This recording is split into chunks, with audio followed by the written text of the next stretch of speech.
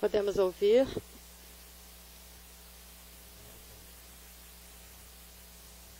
Gostaria de agradecer aos meus colegas do BPF e do Observatório Nacional e do Dark Energy Survey pelo convite para vir falar-lhes hoje sobre a energia escura e supernovas. Quem estava aqui ontem na palestra do Dr. Ravi Sheth? Muito bem.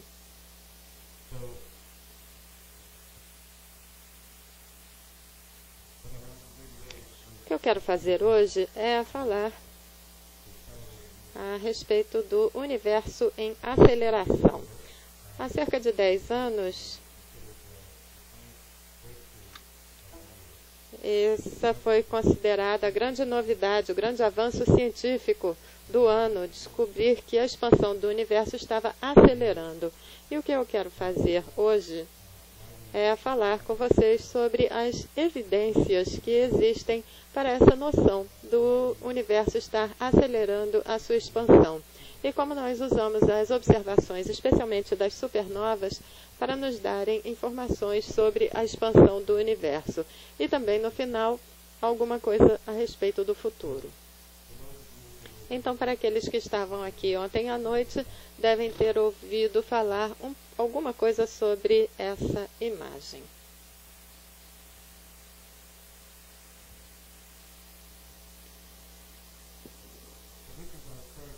Então, temos aí a nossa compreensão atual da composição, da constituição do universo.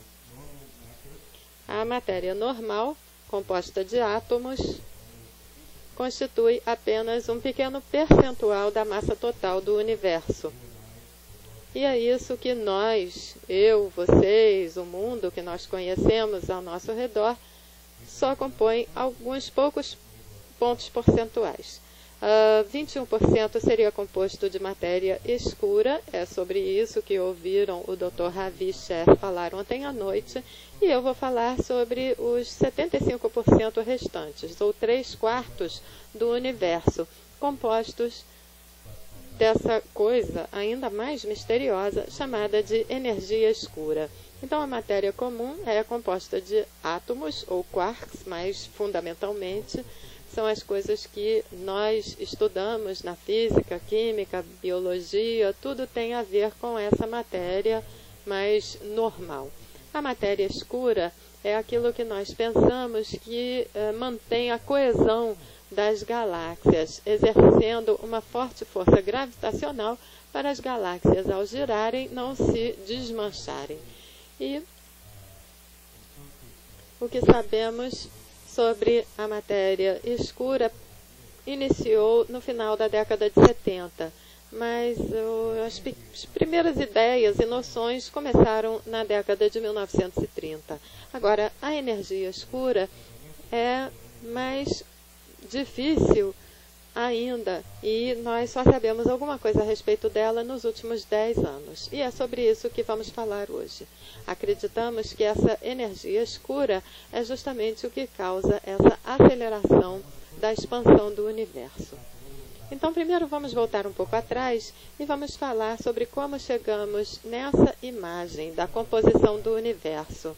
E para isso vamos voltar um pouco na história para o início do século XVIII.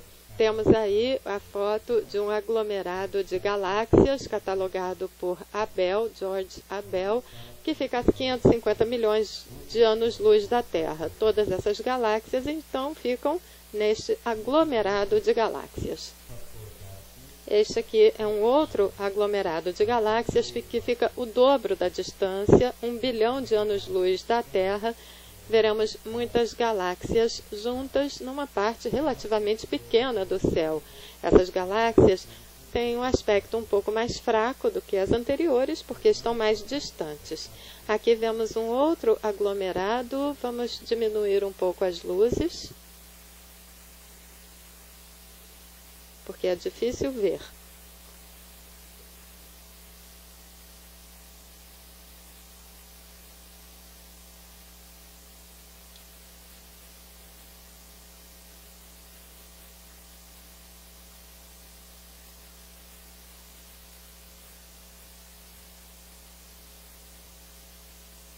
Mais um pouco.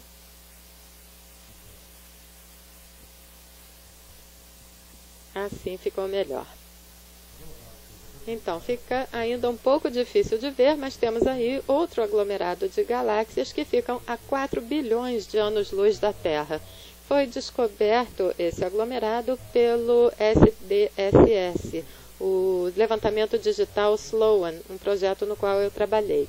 E essas galáxias, então, ficam mais fracas ainda para a nossa visão. E vamos ver um outro aglomerado mais distante ainda do que o anterior. As galáxias parecem mais fracas e mais próximas umas das outras, porque, é claro, estão mais afastadas e estão mais avermelhadas também do que as anteriores. As outras parecem num tom um pouco mais azulado. Então, à medida que nós nos afastamos e observamos aglomerados de galáxias cada vez mais distantes, vemos que elas vão parecendo cada vez mais avermelhadas. E não porque elas sejam desta cor do que diferente dos aglomerados que estão mais próximos. Achamos que isso se deve ao efeito da expansão do universo, justamente.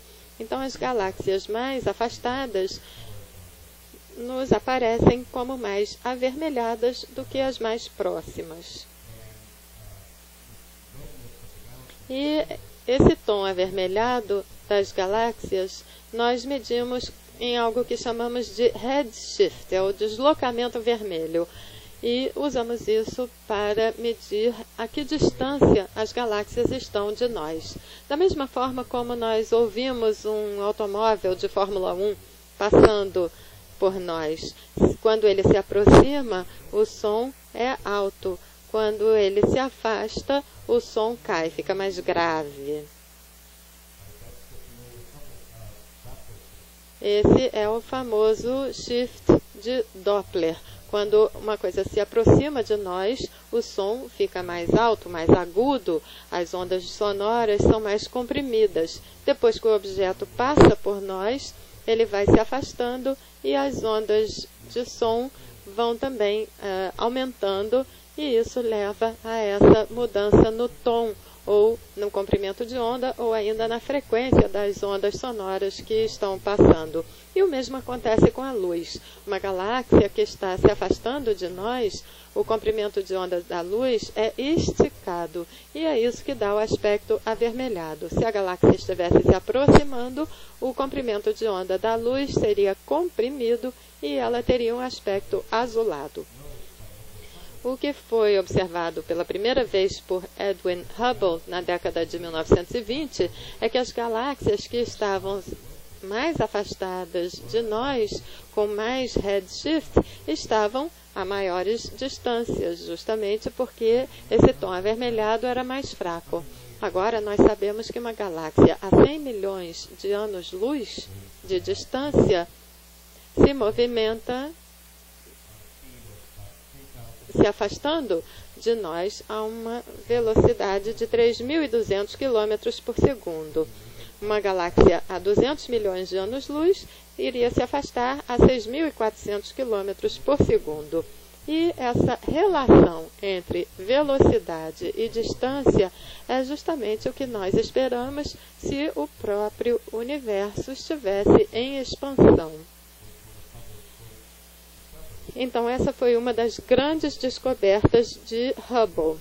Essa relação entre o redshift, a coloração de uma galáxia, e a sua distância de nós.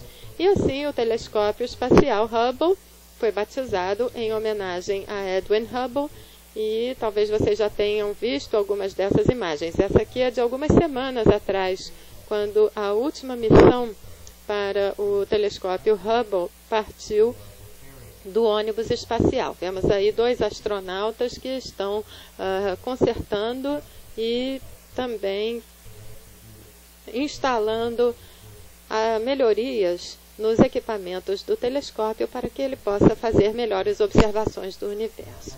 Eu também gostaria de dizer que Edwin Hubble estudou na Universidade de Chicago, onde eu dou aula. E, além de ter sido aluno de astronomia, ele também era um ótimo jogador de basquete. Então, temos aí a bola de basquete de Hubble, do próprio Hubble, que foi levada nas últimas semanas para o telescópio Hubble, em homenagem ao seu trabalho. E, na verdade, a Universidade de Chicago foi campeã nacional de basquete em 1918 e Hubble foi a estrela dessa equipe. Provavelmente foi a última vez que a minha universidade conseguiu ganhar alguma coisa em esportes. Então, vemos aí uma versão mais moderna, recente, da descoberta de Hubble. Vemos a velocidade das galáxias em milhares de quilômetros por segundo. E aqui vemos a distância, algo que seria próximo a milhões de anos-luz. E essa relação linear com uma galáxia mais afastada, afastando-se de nós a velocidades crescentes. E isso foi tirado a partir de dados do telescópio Hubble. Essas observações foram vistas aqui, com distâncias menores. E ali podemos ver as galáxias a distâncias maiores. Então vemos aí uma animação desse universo em expansão. Podemos imaginar que estamos sentados aqui no Polo Norte e colocamos galáxias em cada um desses pontos de latitude e longitude. Aí vamos inflar o balão. E o que vai acontecer? Cada uma dessas galáxias irá se afastar de mim e as galáxias mais afastadas de mim vão se afastar a velocidades crescentes. E podemos fazer esse experimento em casa. Podemos colocar moedas na superfície de um balão, inflar o balão, e aí veremos que as moedas que estão mais afastadas na superfície do balão vão parecer se afastar de nós com o dobro da velocidade. E é assim que nós interpretamos a lei de Hubble com relação ao universo em expansão. Então, o que queremos dizer com a expansão do universo é que a distância entre duas galáxias aumenta com o tempo, numa razão proporcional à distância entre essas duas galáxias. Outra coisa que acontece no universo em expansão é que o comprimento de onda da luz é aumentado, esticado. Então, uma luz que inicialmente parece azul, com a expansão do universo, vai se esticar e vai ficar num tom cada vez mais avermelhado. Então, nesse desenho que mostramos aí do universo, as galáxias, podemos imaginá-las como em repouso, nesses pontos de latitude e longitude. E a distância entre elas aumenta justamente devido ao aumento dessa esfera, do tamanho dessa esfera. Podemos então descrever o tamanho desse universo com uma quantidade simples A, que é uma função do tempo somente. Então, quando o tempo aumenta, o A, ou o raio do universo, também aumenta. E o comprimento de onda da luz também cresce em escala proporcionalmente. A de T. E podemos usar isso para definir o que eu estava descrevendo antes, o redshift. O redshift é a razão do comprimento de onda da luz que eu observo hoje com o momento em que aquele raio de luz foi emitido no passado. Então, o redshift nos diz exatamente quanto maior o universo está hoje do que estava quando a luz foi emitida originalmente. Então, o universo tem expandido, nós sabemos disso desde a época de Hubble, na década de 1920. Uma pergunta óbvia a ser feita é se o universo sempre esteve em expansão na mesma taxa. Será que antigamente ele expandia mais rapidamente, mais lentamente? O que podemos esperar? Sabemos que tudo no universo atrai todas as coisas através da gravidade. As galáxias atraem-se umas às outras. Então, esperamos que o universo seja cheio de galáxias e que, à medida que ele se expande, a expansão seria desacelerada, porque a massa do universo atrai todas as outras massas. Então, nós podemos esperar estar num universo que inicialmente expandiu muito rapidamente, mas depois essa expansão gradualmente se desacelerou com o tempo. E isso significa que se nós podemos medir a mesma galáxia por um período de bilhões e bilhões de anos, mesmo ela estando se afastando de nós, a sua velocidade seria decrescente com o tempo. E é isso que a maioria dos astrônomos e cosmólogos esperavam.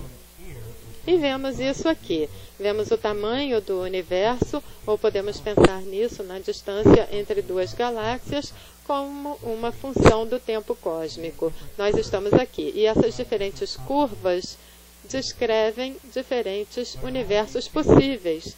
Mas em todos esses casos, a taxa de expansão está reduzindo. Aqui ela é constante, mas nos dois outros casos, a expansão vai diminuindo com o tempo. Ela começa mais rápida e depois a distância entre as galáxias vai aumentando cada vez mais lentamente. Quando eu era estudante, na década de 80, a grande dúvida era qual seria o futuro do universo. Será que ele vai se expandir para sempre ou vai chegar a um ponto máximo e depois recolapsar? E essa pergunta tem a ver com a quantidade de matéria escura, ou a massa total que existe no universo. Sabíamos que havia muita massa no universo e que a gravidade seria tão forte que essa expansão iria ser detida e depois tudo iria entrar em colapso ou recolapso. Sabemos que se houvesse pouca massa no universo, aí ele poderia se desacelerar a expansão, mas isso aconteceria gradualmente com o passar do tempo. Na década de 80, então, nós queríamos descobrir quanta matéria escura havia, porque queríamos saber em qual desses universos nós estávamos. E, como surpresa, em 1998, nós constatamos que não vivemos em nenhum desses universos. Ao invés disso, vivemos num universo que tem esse aspecto, onde a expansão inicialmente está desacelerando, ou seja, está crescendo a uma taxa cada vez mais lenta, mas mais ou menos neste ponto ela começa a se acelerar. Então, se isso continuar, o universo e a expansão vão continuar se acelerando e o universo iria se expandir para sempre. E é isso que nós aprendemos a partir das supernovas, há cerca de 10 anos. Então vamos falar um pouco sobre por que nós pensamos hoje que vivemos num universo assim e não nenhum dos outros que nós podíamos esperar. Então, quais são as evidências de que o universo está acelerando? E vamos falar um pouco sobre o que causa essa aceleração. É aí que entramos na energia escura. E no final eu vou falar sobre os métodos que nós queremos usar para tentar compreender isso com maiores detalhes. Eu vou falar um pouco então sobre as supernovas. Aqui temos uma galáxia próxima de nós que contém aproximadamente 100 bilhões de estrelas, semelhantes ao nosso Sol. Algumas mais fortes, outras mais fracas, muita poeira que tapa um pouco da luz, mas aí nós estamos vendo a luz de 1 bilhão de estrelas. É uma galáxia semelhante à nossa. E aqui nós vemos a luz de uma única estrela nesta mesma galáxia. Esta estrela tem uma luminosidade quase igual a toda a galáxia. Essa estrela é uma supernova.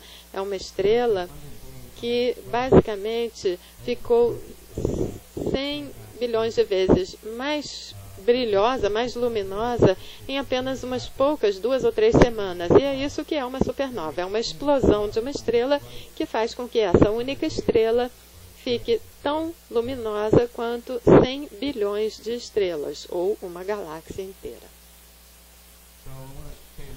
Então eu quero falar um pouquinho o seguinte, que ocorre que há diferentes tipos de supernovas, e nós podemos dizer que tipo de supernova ou estrela em explosão nós temos através do espectro. Aqui vemos a quantidade de luz em função do comprimento de onda da luz.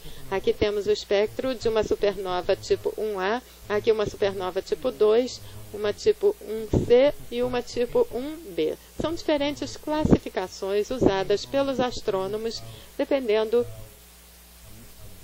do tipo de absorção e emissão, os vales e picos que eles veem nesses espectros.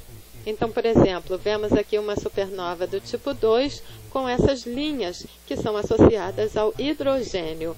A supernova tipo 1A não apresenta essas características de hidrogênio, mas mostra essa daqui devido ao silício. Então, os astrônomos elaboraram uma classificação de supernovas com base no seu espectro, ou seja, com base na luz que elas emitem em diferentes comprimentos de ondas. Nós nos interessamos pela supernova tipo 1A, que não mostra hidrogênio, como eu já disse, mas que mostra silício. A supernova tipo 2 mostra hidrogênio e não silício.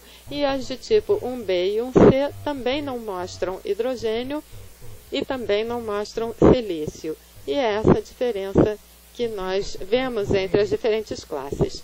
Nós achamos que as supernovas 1A, essa classificação, por sinal, é antiga e ela não se baseou num entendimento físico desses objetos, mas sim nessas características do espectro. Nós achamos agora que as supernovas tipo 1A são uma classe de objetos diferente de todas as outras. Essas aqui nós achamos que são causadas por um colapso de uma estrela muito maciça, mais de 10 vezes maior do que o nosso Sol, que colapsa sobre si mesma, num diferente estágio de evolução. Enquanto que a supernova tipo 1A é um estado diferente de estrelas. Nós achamos então que as supernovas tipo 1A vêm do que chamamos de estrelas anãs brancas. São estrelas que iniciaram a sua existência como um Sol, mas talvez um pouco mais pesadas que o Sol, mas terminaram suas existências como objetos muito densos. Então, uma anã branca tem a massa semelhante à do nosso Sol, mas o seu tamanho é da Terra, mais ou menos. É o mesmo tamanho que a Terra. E nós sabemos, é claro, que o Sol é muito maior do que a Terra. Isso significa que a densidade da matéria numa anã branca é muito maior do que no nosso Sol. A densidade do material na anã branca é de 1000 quilos por centímetro cúbico. Então, no tamanho de uma unha, numa anã branca, nós teríamos 5 quilos. É muito denso. E nós achamos que esses estágios posteriores de evolução da estrela, estrelas como o nosso Sol, se mantêm porque queimam hidrogênio e que se transforma em hélio e eventualmente que vai se transformar em carbono e oxigênio. E a anã branca seria um remanescente muito denso de carbono e oxigênio que não vai mais queimar e se transformar num elemento mais pesado. Então ela fica ali como um remanescente. Aí vemos uma imagem de uma anã branca, é a famosa estrela Sirius, uma estrela muito luminosa que nós vemos a olho nu. E com o telescópio espacial Hubble, nós vemos essa outra estrela muito pequenininha aqui, que é uma anã branca, companheira desta outra. Esta outra maior é uma estrela comum, como o nosso Sol. E essa daqui é uma estrela anã branca que tem uma massa semelhante a esta outra, só que ela é muito mais compacta, portanto, mais fraca. Então, o que nós achamos que acontece? Uma anã branca que está em órbita com uma estrela semelhante ao nosso Sol, como o campo gravitacional dela é muito forte, porque ela é muito densa, ela acrescenta material dessa estrela companheira e vai ficando cada vez mais pesada com o tempo.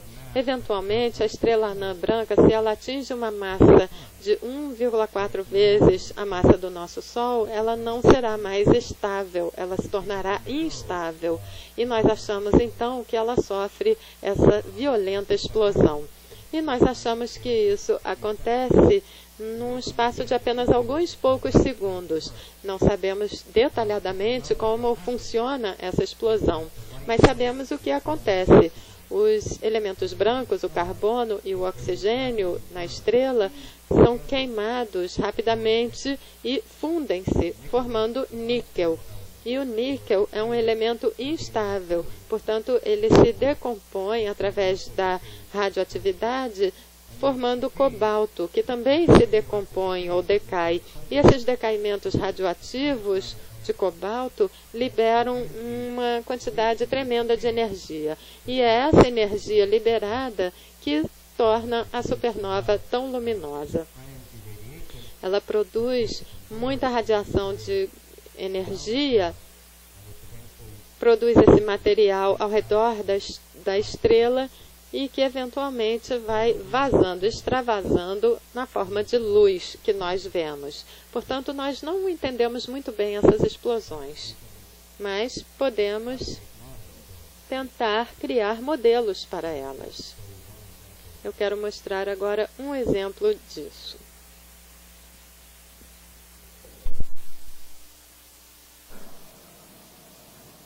So this is a computer model of how... Então temos aí um modelo computacional de uma explosão de uma estrela supernova tipo 1A.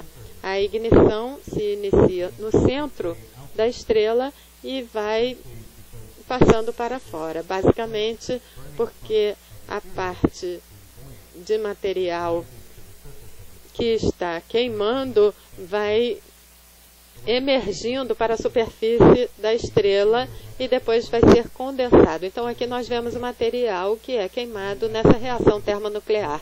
E essa reação vai circundando a superfície da estrela, como vemos aí, e eventualmente ela cobre toda a estrela. Tudo isso acontece em poucos segundos. Isso, é claro, pode não ser uma representação detalhada de como funciona uma supernova, mas é um exemplo de um modelo computacional de como isso pode ocorrer. Então, grande esforço dos astrônomos justamente para entender como essas explosões acontecem.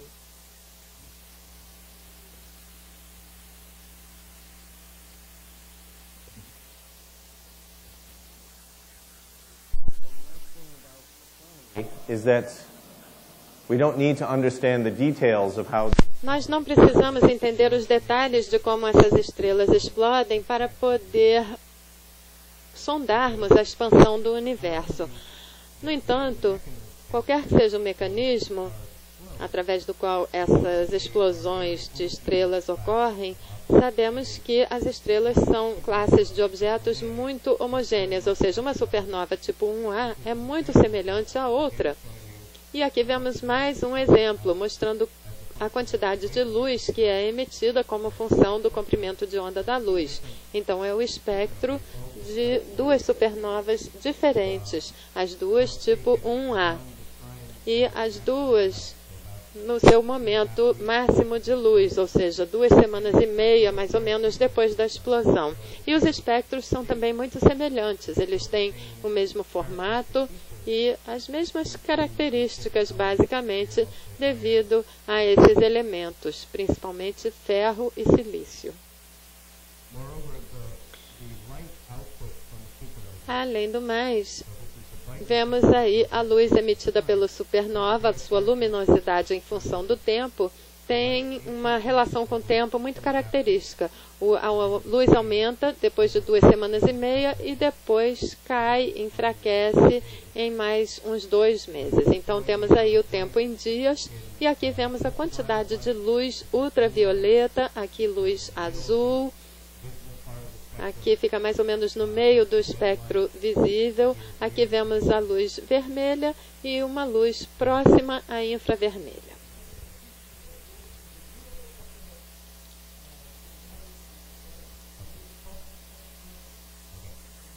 Essa é uma tradição no Brasil. No meio da palestra, a gente tem que interromper para trocar as pilhas do microfone.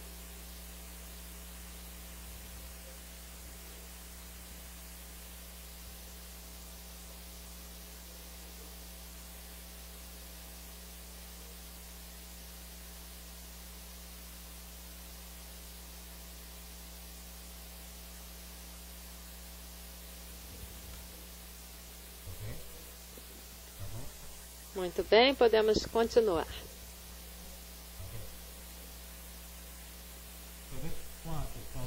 Então, o que vemos aqui plotado é a curva de luz, a quantidade de luz que sai, ou que é emitida pela supernova em função do tempo, com diferentes colorações, desde a ultravioleta até a quase visível, até a quase infravermelha.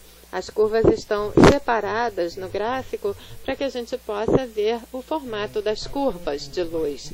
E isso aqui, é claro, é para uma supernova apenas, que explodiu em 1998. Se eu mostrar a curva de luz de uma outra supernova tipo 1A, ou de centenas delas, todas teriam um gráfico muito semelhante a esse. Portanto, o espectro da luz e as curvas de luz são muito semelhantes entre si. E no pico da sua luminosidade, como eu já mencionei, elas têm a luminosidade de toda uma galáxia, ou seja, nós podemos vê-las de outro ponto do universo. Nós podemos encontrar as supernovas assim: fotografamos uma parte do céu, voltamos algum tempo depois e fotografamos a mesma parte do céu e comparamos as duas imagens. Aí subtraímos uma da outra. Então nós subtraímos esta imagem de antes da imagem de depois.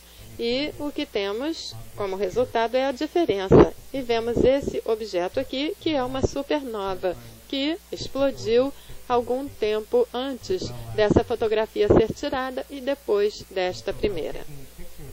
Então, com essas fotografias da mesma parte do céu em sequência, nós podemos descobrir essas supernovas e medir a sua luminosidade com o tempo, medindo também as curvas de luz.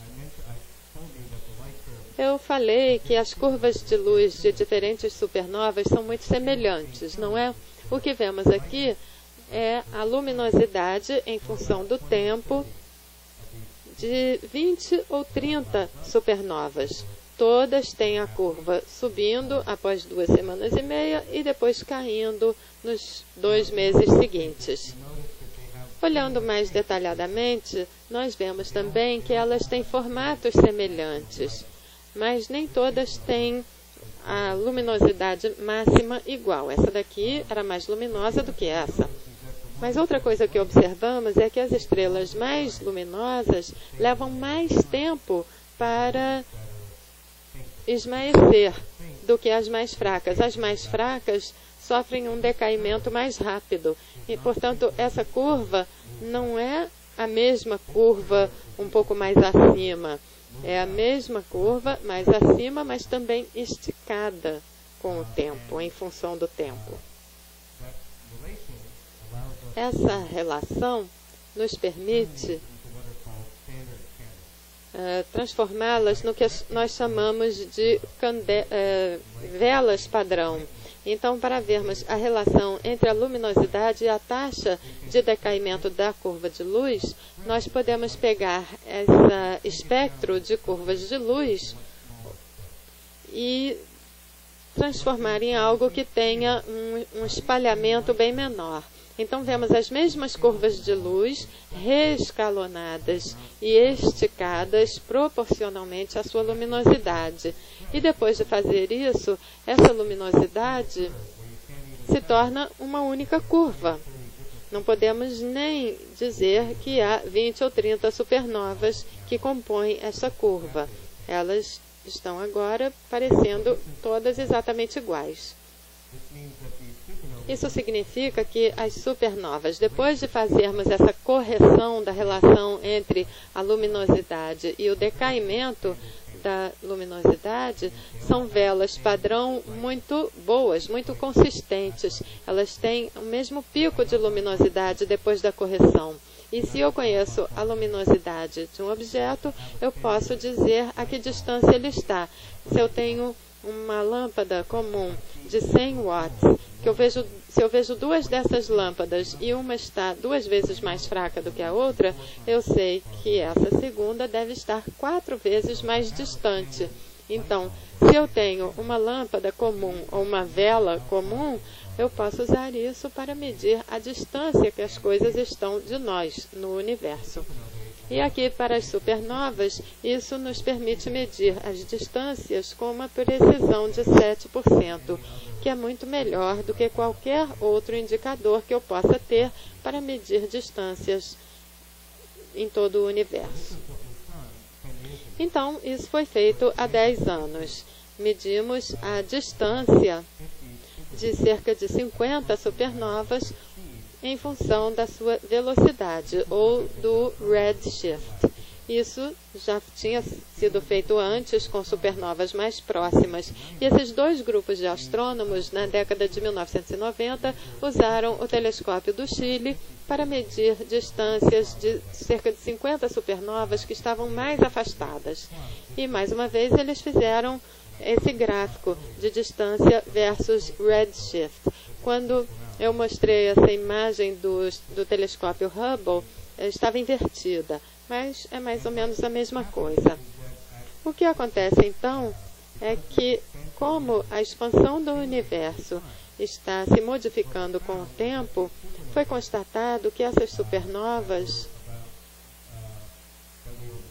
que nós observamos quando o universo só tinha 2/3 do seu atual tamanho, eram um pouco mais fracas do que nós esperávamos. Eram 25% mais fracas do que nós esperávamos se o universo estivesse mesmo desacelerando.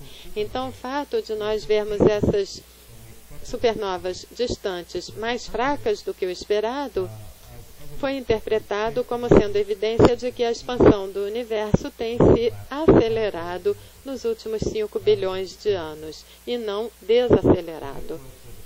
Então, foi essa a descoberta da aceleração cósmica, o fato das supernovas serem um pouco fracas demais em relação à sua velocidade. Aqui temos uma outra forma de ver esse efeito. Estamos aqui plotando as distâncias entre galáxias, o AT, em função do tempo.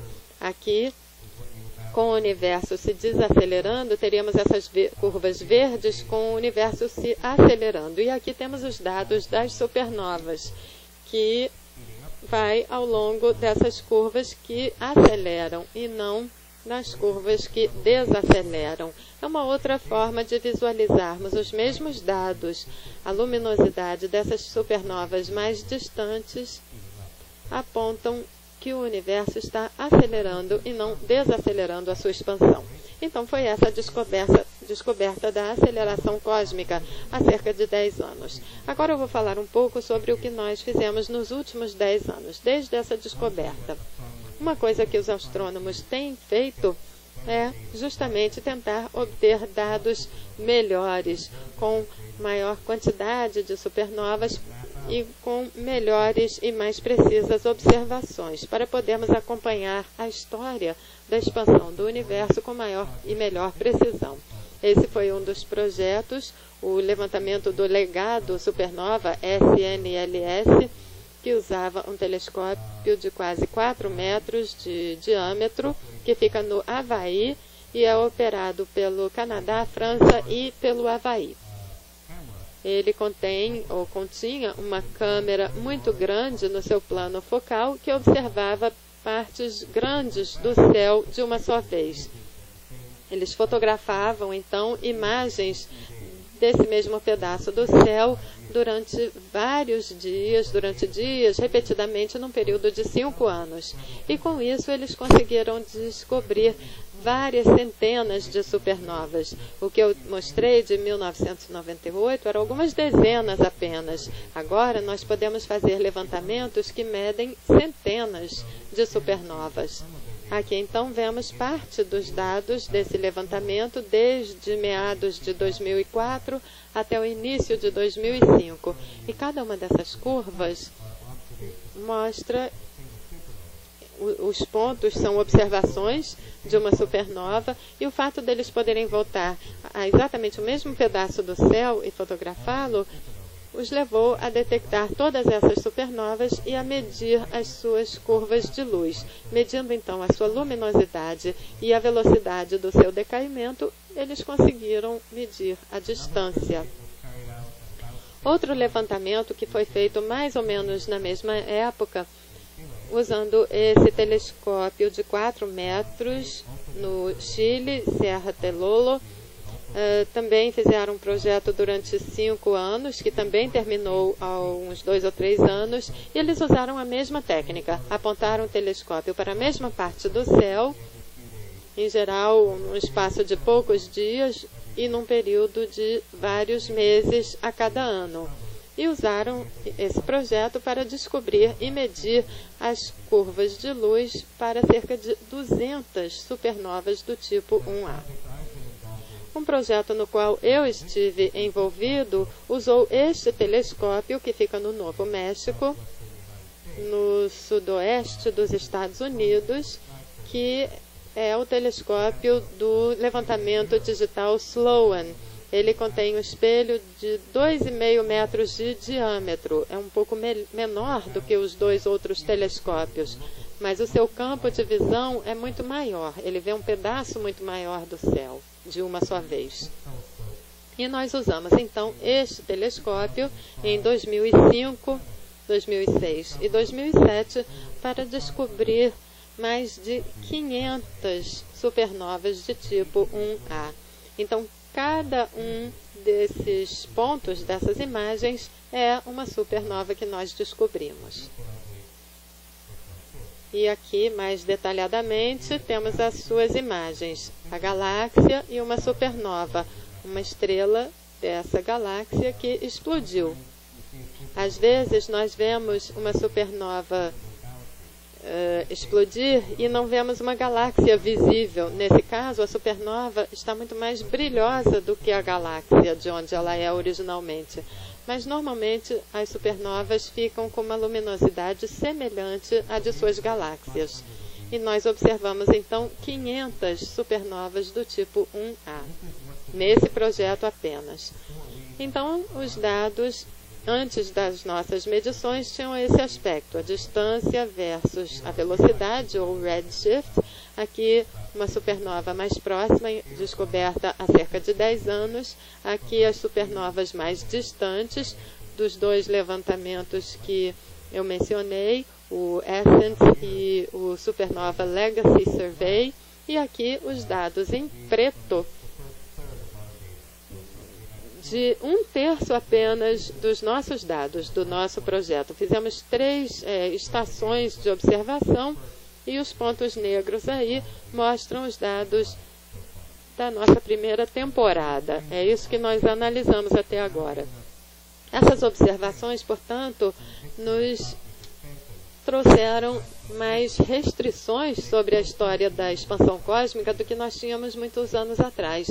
E mesmo assim, a indicação é de que o universo continua a se expandir e cada vez mais rápido. E agora nós temos uma medição mais precisa dessa expansão e de como ela se altera com o tempo.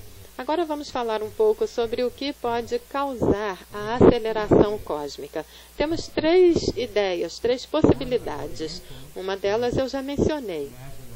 Imaginamos que possa haver algum novo componente no universo que nós chamamos de energia escura, que tem a seguinte propriedade: ele tem uma repulsão gravitacional, ou seja, normalmente se eu tenho 2 matérias semelhantes, elas vão se atrair devido à gravidade. A energia escura teria uma propriedade diferente, faria com que os objetos se repelissem. A segunda possibilidade é que a teoria da relatividade geral não esteja correta. Nós usamos a teoria da gravidade de Einstein, a teoria da relatividade geral, para entender a expansão do universo, mas ainda não conseguimos testar a teoria de Einstein em escalas tão grandes quanto o universo. Ela foi muito bem testada em menor escala, no nosso sistema solar, por exemplo, mas pode ser que o nosso sistema gravitacional não funcione para descrever todo o universo. E as pessoas têm tentado criar teorias mostrando diferentes propriedades da gravidade quando as distâncias aumentam. E, infelizmente, eu não tenho tempo para falar da terceira possibilidade. Então, o que é a energia escura? Falando mais formalmente, a energia escura seria qualquer material ou qualquer matéria com pressão negativa e com uma distribuição homogênea pelo universo. Dessa forma, então, ela seria muito diferente da matéria escura que vocês ouviram falar ontem. A matéria escura se junta nas galáxias. Nós achamos que ela é feita de partículas elementares que se atraem em termos de gravidade.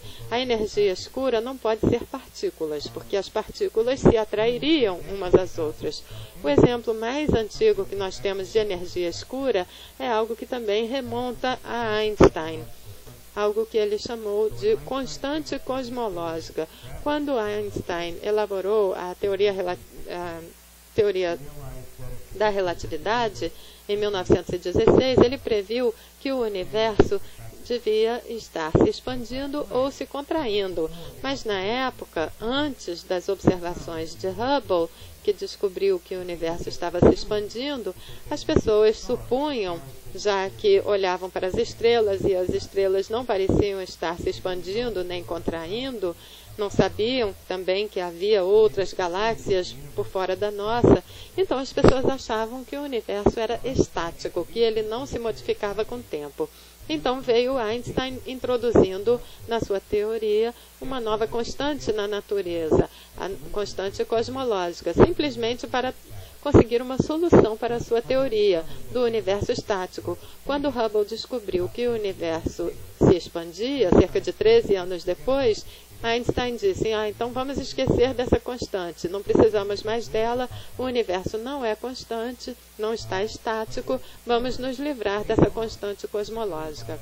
Mas, algum tempo depois, com um físico russo, Zaldou, descobrimos que não podemos eliminar a constante cosmológica, porque ela tem a energia do espaço vazio, do vácuo. E, de acordo com a teoria da mecânica quântica de Heisenberg, no espaço vazio deve existir energia, e essa energia deve atuar como uma constante cosmológica. Então, vou falar só um pouquinho mais sobre isso.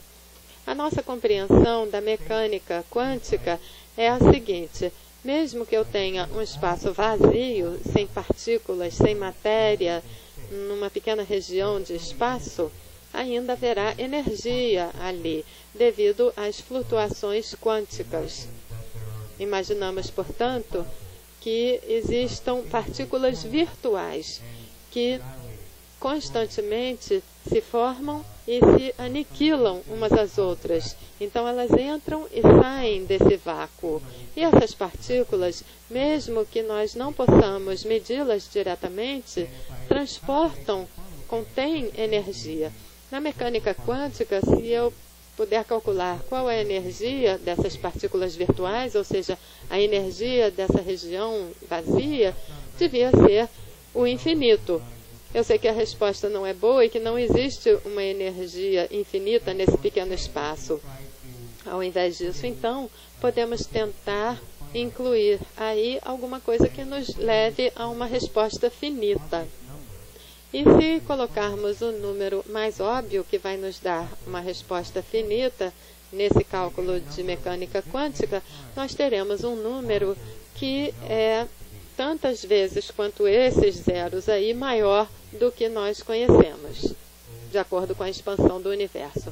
Então aqui nós temos 1 seguido por 120 zeros, 10 elevado a 120 de potência. A energia do vácuo, portanto, é tantas vezes maior do que nós observamos. E isso ainda é um problema. Não é o infinito, mas é um número ainda muito grande. Podemos fazer um cálculo e errar em um pequeno percentual, talvez por um fator de 2. Mas se estivermos fazendo um curso de matemática e chegarmos a uma resposta com essa diferença da resposta certa, nós saberemos que há algo errado. Então, nossa compreensão da mecânica quântica, pelo menos quando aplicada ao universo, traz consigo alguns problemas que nós ainda não conseguimos entender. Aí as pessoas elaboraram várias ideias alternativas sobre o que poderia ser a energia escura. Podia ser a constante cosmológica, podia ser a energia associada ao que chamamos de campo escalar, rolando morro abaixo, por exemplo. O campo escalar está postulado em alguns modelos de partículas elementares. Para que esse campo, que permearia o universo, fosse campos magnéticos e elétricos que nós estamos acostumados. Só que esse campo não tem uma direção da forma como os elétricos e magnéticos. Ele só tem um número e vários pontos no espaço. Portanto, a partícula associada a esse campo teria que ser muito mais leve do que qualquer elemento que nós conhecemos, exceto o fóton. E nós achamos que algo desse tipo pode ter acontecido logo depois do Big Bang. Algo que nós chamamos de inflação. Logo após o Big Bang, se uma partícula ou campo desse tivesse rolado morro abaixo com seu potencial, isso traria várias explicações que nós vemos em cosmologia. Nós, então, estaríamos hoje vivendo em outro período, 14 bilhões de anos depois, em que outro campo escalar está rolando morro abaixo. É uma outra possibilidade. Uma coisa importante, uma das razões pelas quais queremos entender o que é essa energia escura, é porque a sua natureza, seja ela a constante cosmológica, o campo escalar ou outra coisa, é que vai determinar o futuro, o destino do nosso universo. Se for a constante cosmológica, então a aceleração do universo vai continuar indefinidamente. E, na verdade, esse universo, nós agora podemos ver bilhões de galáxias com os nossos telescópios. Se a constante cosmológica for a energia escura e por isso que estiver causando a aceleração da expansão do universo, então daqui a 100 anos só poderemos ver algumas poucas galáxias. As outras já teriam se afastado para além de uma distância observável para nós. Então, se tivermos o azar de estarmos vivos daqui a 100 bilhões de anos, não poderíamos fazer cosmologia, teríamos muito pouca informação. Só poderíamos ver algumas galáxias mais próximas e acharíamos, na verdade, que o universo é estático, que é constituído de apenas umas poucas galáxias além da nossa Via Láctea. Então, de certa forma, nós estamos na melhor época para estudar astronomia e cosmologia, porque essas bilhões de galáxias ainda não desapareceram. Mas ainda há uma possibilidade mais exótica ainda. Há alguns modelos de energia escura em que a densidade da energia escura aumenta com o tempo. É o que chamamos de energia escura fantasma. Nesses modelos, não apenas o universo vai continuar a acelerar, mas também vai fazer isso a uma taxa cada vez mais crescente, cada vez maior. Então, não apenas todas as galáxias que nós conhecemos iriam desaparecer além do horizonte, mas a nossa própria galáxia seria desmembrada por essa energia escura fantasma. A Terra seria dilacerada, nossos corpos, os átomos dos nossos corpos, e nós seríamos desintegrados por essa energia escura fantasma. Bom, se isso acontecer, não será nos próximos 4 bilhões de anos. Não temos que nos preocupar ainda, mas é uma possibilidade. Outra possibilidade que eu já mencionei é que talvez não seja a energia escura que esteja causando a aceleração do universo. Talvez seja a nossa compreensão da gravidade. Existem teorias da gravidade que envolvem outras dimensões do espaço, além das 3 que nós já conhecemos. No século XX, nós pensávamos que essas outras dimensões do espaço teriam que se embrulhar umas nas outras. E é por isso que nós não a vemos só 3 dimensões, porque elas estariam curvadas, dobradas sobre si. Outra possibilidade é que essas outras dimensões sejam, na verdade, muito grandes, macroscópicas, infinitas, e nós não as vemos, porque as partículas de que somos feitos, átomos, quarks e fótons, que nós vemos, a luz, estão confinados numa membrana. Então, as partículas que nós conhecemos na física não podem escapar dessa nossa prisão tridimensional, mas que, na verdade, existiriam essas outras dimensões. Em alguns casos, a gravidade pode identificar a existência dessas outras dimensões. E existem modelos que mostram que a gravidade pode vazar através dessa brana ou membrana para outras dimensões no espaço. E isso poderia nos levar a um universo tridimensional em aceleração. É uma outra possibilidade que a aceleração do universo não seria devida à energia escura, mas sim a uma má compreensão da gravidade, talvez associada a essas outras dimensões do espaço. Eu vou pular essa parte porque eu quero chegar logo no final. Mas antes eu gostaria de falar algumas coisas sim. Essa não é a primeira vez que nós pensamos que estamos vendo evidências da aceleração do universo. Houve outras ocasiões no século XX em que os astrônomos pensaram o mesmo, mas em cada um desses casos as evidências sumiram rapidamente. Desde 1998, as evidências ainda não desapareceram, pelo contrário, ficaram mais fortes. E isso trazido pelas supernovas. E vamos ouvir algo sobre isso nas outras palestras dessa semana.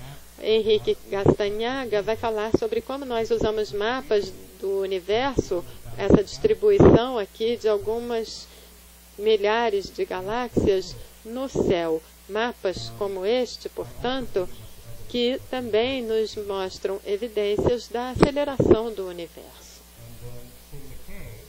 Tim McKay, outro palestrante, vai falar sobre como nós usamos os aglomerados de galáxias, aglomerados de dezenas, centenas, milhares de galáxias, como nós estamos planejando usá-los para provar a aceleração do universo.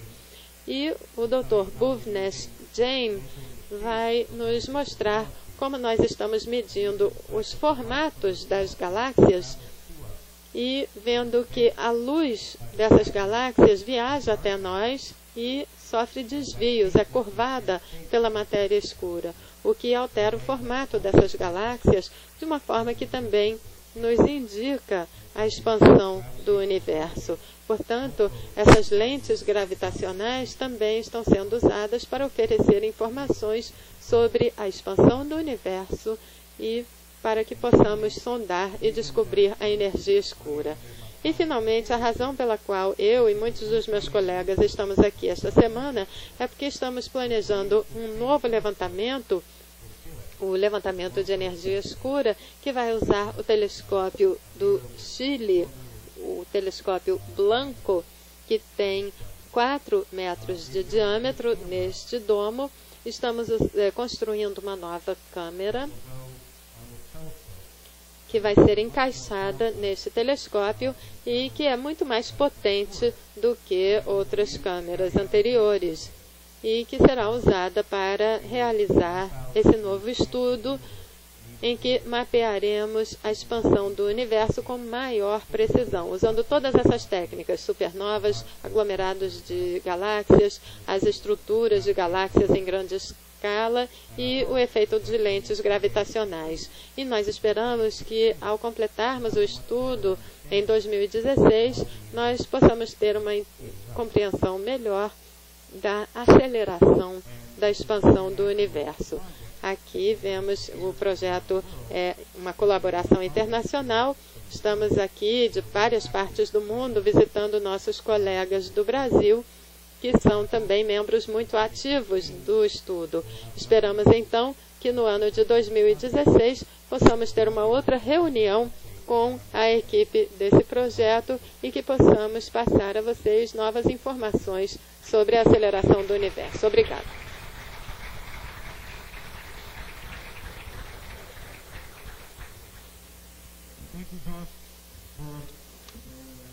Obrigado, doutor, pela sua apresentação.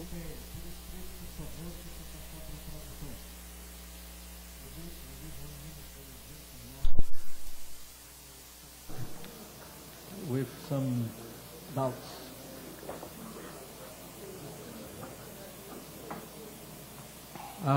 Eu lembro a todos que o Josh Freeman é um dos coordenadores científicos do projeto 10 e ele tem como instituições o Fermilab e a Universidade de Chicago. Então tem bastante atividade e ainda nas horas vagas faz palestra para o público brasileiro aqui sobre as novidades da energia escura. Checking, 1, 2, okay.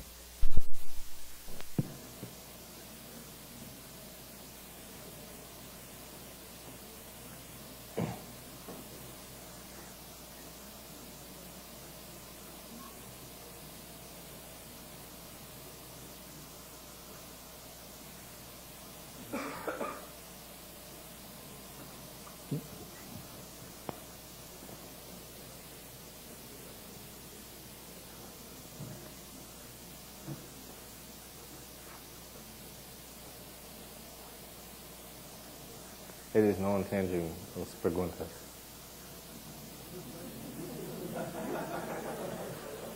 Do you want me to translate for you? We are having trouble with the question.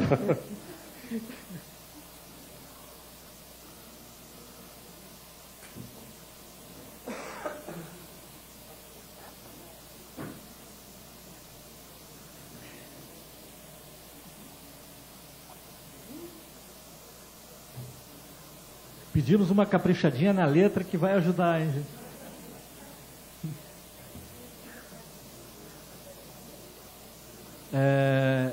The dark energy can be transformed in dark matter. Can dark energy be transformed into dark matter?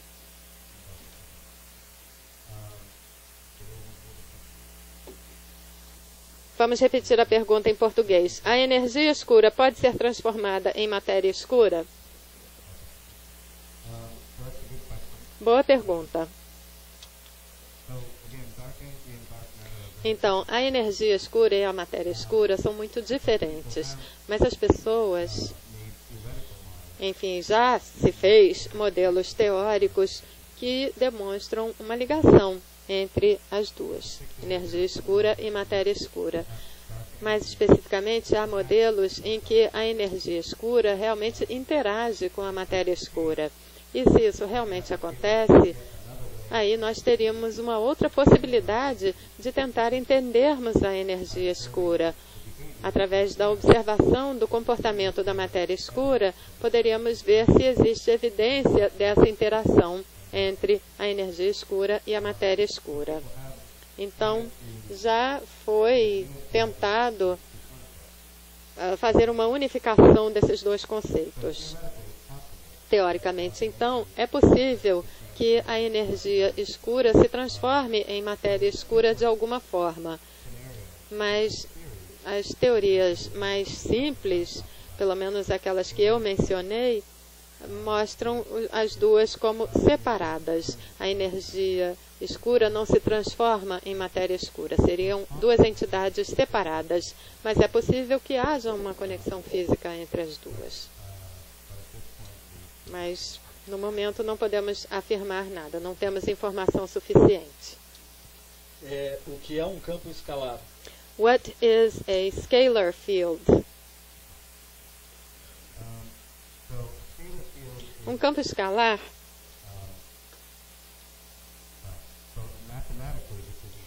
Bom, matematicamente não vai ajudar muito, mas o campo escalar seria uma função que varia com o tempo e o espaço. Então, em cada ponto no espaço e no tempo, seria um número. E à medida que eu passo para um diferente ponto no espaço e um diferente ponto no tempo, isso se modifica. E é isso que é o campo escalar, literalmente. Outra forma de pensar seria pensarmos em campos que nós conhecemos melhor.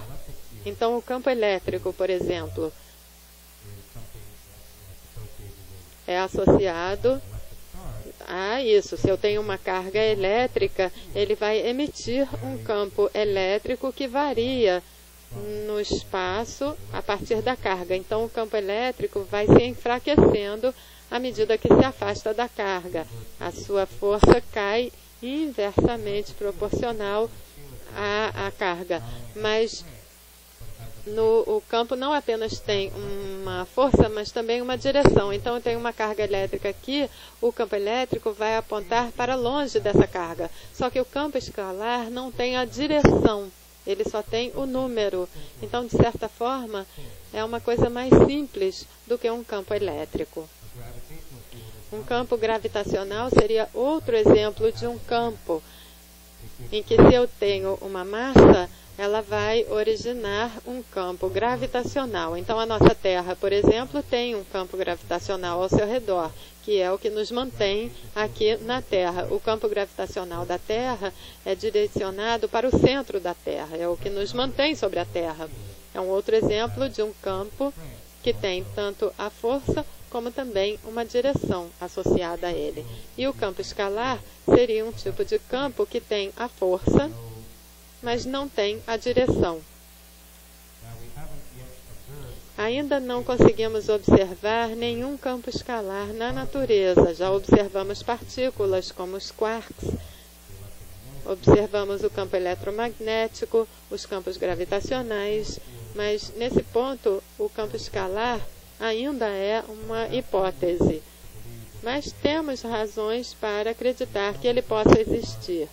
Vocês já devem ter ouvido falar no experimento do acelerador de partículas que está sendo construído em Genebra, que está quebrado, infelizmente, mas está sendo consertado. E esse novo acelerador em Genebra está acelerando partículas, prótons e antiprótons, que entram em colisão. E uma das grandes e principais razões por construirmos esse acelerador era justamente para os prótons e antiprótons se colidirem com uma força suficiente que produzisse o campo escalar, chamado também de campo de Higgs. O campo de Higgs será um campo escalar especial, que vai interagir com todas as partículas que conhecemos, e seria a razão dessas partículas terem massa. E é claro que nós, no Fermilab, esperamos descobrir essa partícula primeiro. Mas nós sabemos e achamos que o acelerador de partículas de Genebra tem boa probabilidade de descobrir a partícula, se ela realmente existe. Seria a nossa primeira descoberta de um campo escalar na natureza. O tipo de campo escalar que eu estava descrevendo não seria o campo de Higgs, mas sim um outro tipo de campo escalar, muito mais leve. Uma partícula escalar muito mais leve associada a esse campo, que poderia originar a aceleração do universo. Como saber se a aceleração afeta igualmente todas as regiões do universo?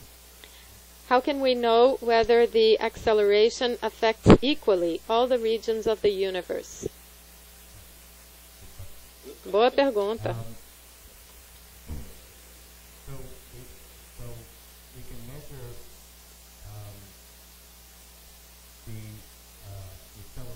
Nós podemos medir a aceleração das supernovas, como eu já mencionei. Podemos ver as supernovas em diferentes direções no céu e a diferentes distâncias. E se a aceleração for uniforme no espaço, então nós podemos inferir a mesma aceleração, não importa a direção que observamos com essas supernovas. E o que observamos até agora, a partir das supernovas, é consistente com as supernovas naquela parte do universo que tem aceleração semelhante às supernovas dessa parte do universo. Mas no futuro, estudos como este, o levantamento de energia escura, ou estudos até mais ambiciosos, podem medir a aceleração da expansão em diferentes direções, com muita precisão. E assim, talvez, nós poderíamos ver pequenas diferenças. Se isso ocorrer, aí essa imagem que eu estou mostrando aqui teria que ser modificada. As teorias que preveriam, então, que a aceleração seria a mesma, não importa onde estivéssemos no universo. Precisaríamos de um mecanismo físico mais exótico para dar conta dessa aceleração diferente em diferentes partes do universo. Portanto, isso é possível. Os dados atuais nos dizem que ela parece ser a mesma em diferentes direções, mas não temos muita precisão ainda. Outra pergunta. A energia escura sempre esteve no espaço antes de até mesmo a matéria existir? Has dark energy always been in space even before matter existed? Não sabemos.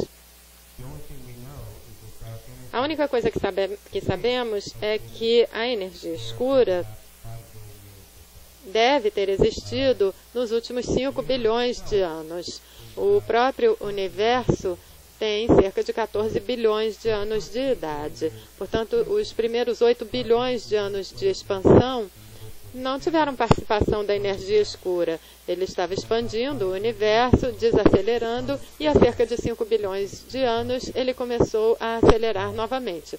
Nós achamos que isso se deve à energia escura.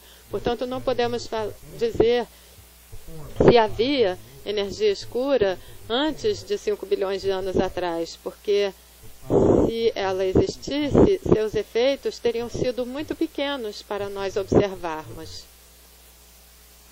Uma coisa que eu pulei na apresentação sobre isso é este slide que mostra a densidade ou a quantidade de material em diferentes formas de energia em função do tempo. Aqui vemos a densidade da matéria comum, que seria a matéria escura e átomos. Aqui vemos a densidade dos fótons, as partículas relativísticas, e aqui temos a densidade da energia escura. Então, nós estamos aqui, onde a energia escura é 75% e a matéria escura é 25%.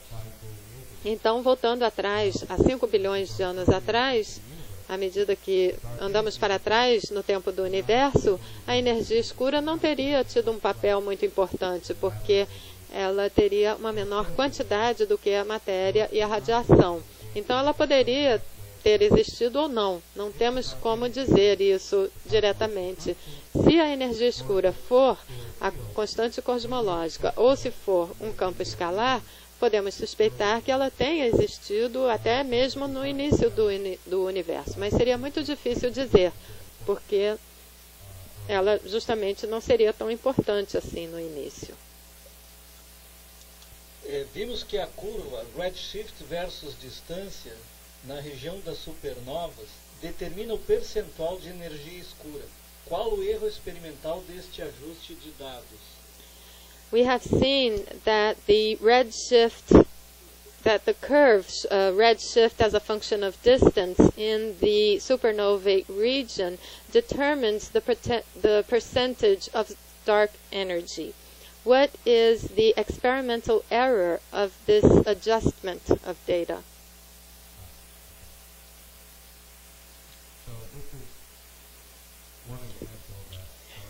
Então, esse aqui é um exemplo mostrando redshift versus a distância. É difícil ver. Vamos diminuir as luzes um pouquinho?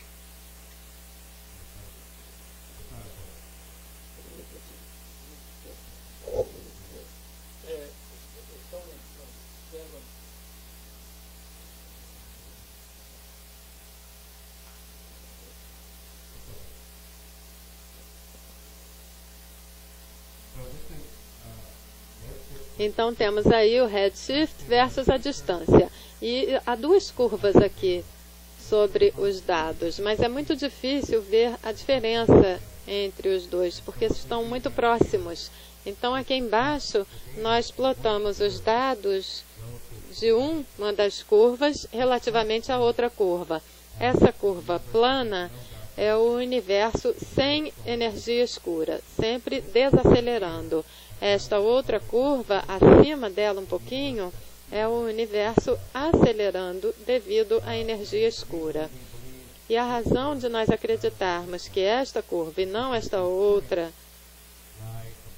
seria porque esses pontos estão acima dessa linha, em média, mais próximos dessa.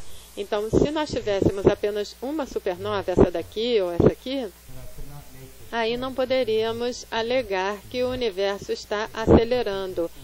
Os erros são muito grandes. É só quando nós temos dezenas e centenas de supernovas é que podemos calcular a média do seu efeito. E aí teremos evidência da aceleração do universo.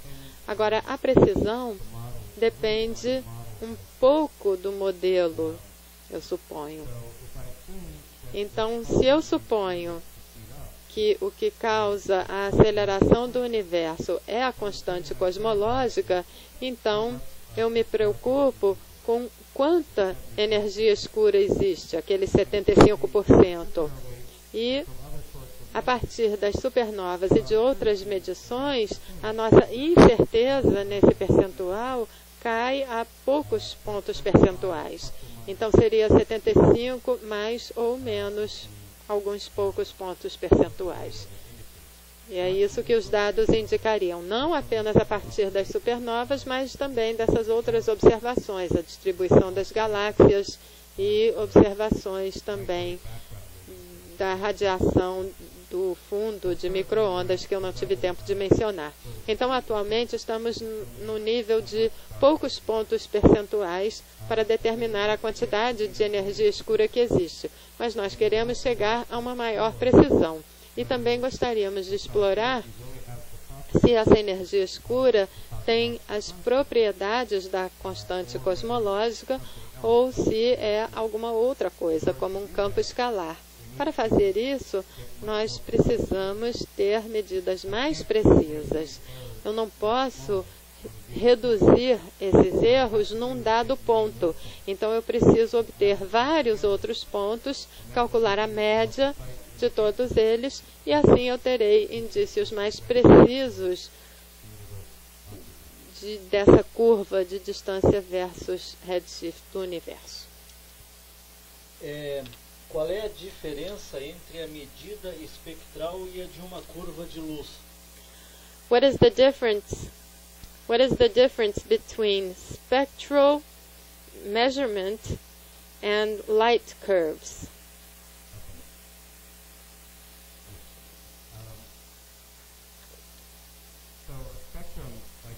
Um espectro como este é uma fotografia de um momento de quanta luz é emitida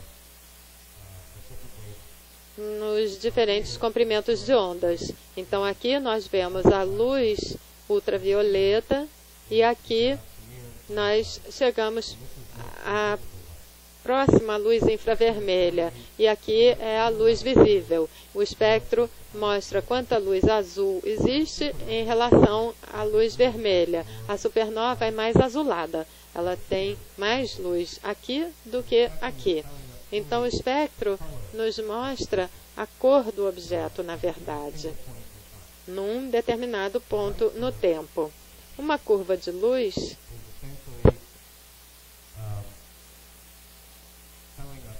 nos diz qual é a quantidade total de luz em diferentes momentos.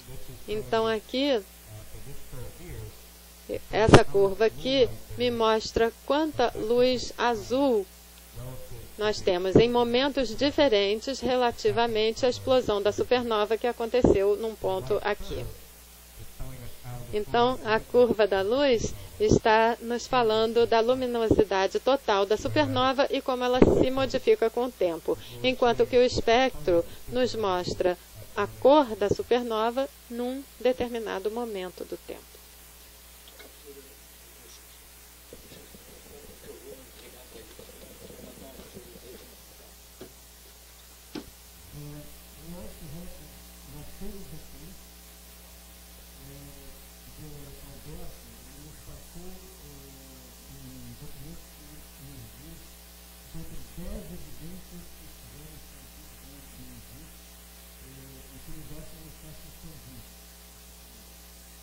This is a theory suggesting, or 10 theories suggesting that the Big Bang never existed, and he's going to give this to you so that you can reflect upon these ideas. It's good for us to question whether we're really right.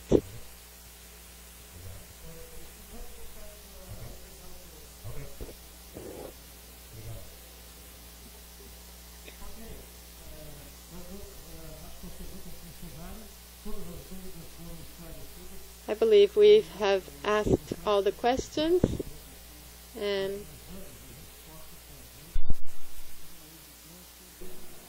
que não deixe a menor dúvida de que o universo está expandindo e que se está acelerando.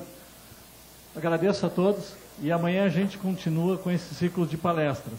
Obrigado, boa noite. E eu agradeço ao Josh mais uma vez.